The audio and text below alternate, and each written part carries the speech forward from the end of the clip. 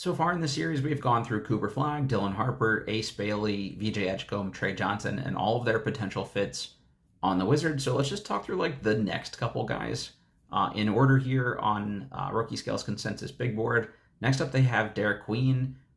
He's a 6'9" ish, give or take, freshman center from the University of Maryland. He will be 20.5 years old on draft night, so the oldest of the freshmen in this general range. Like Colin Murray Boyles, that's a little bit old, a class ahead of him is a half a year younger than him. So it's something to think about with Queen. He's an older guy, so not your typical freshman there, but just got unreal hands for a big man. Really versatile, low post scorer. I think he's kind of a saucy player. Likes to put the ball on the floor a little bit for a big guy. He can grab and go and start your break for you. Will make smart reads as a passer and just kind of help your transition offense from day one. He did start to hit some threes late in the year here. He's a guy with like a lot of touch, so I buy that he'll eventually be able to space the floor. It's just really the questions I have are on the defensive end.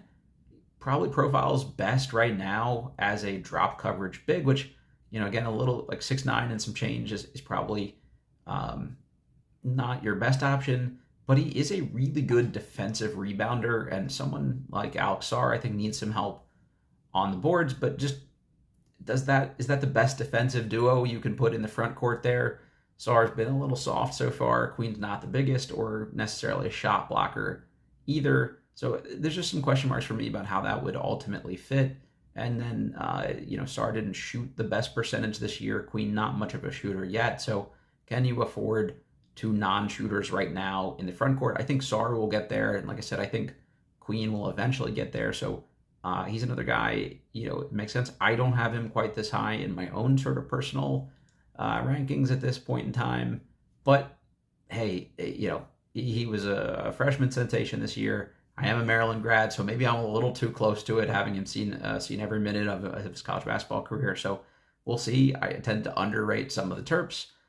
Pre-draft, like Aaron Wiggins is the guy I had the highest rated of all the recent Maryland players, and maybe the best arguably at the moment. So maybe I'm rating them the right way. We'll see. But I want Derik Queen to do well. Baltimore guy. It'd be cool to see him and Bub as these two Marylanders, on the closest NBA team to them growing up. So we'll see what that looks like for Derik Queen. And I know, local fans have kind of gravitated to him as a player.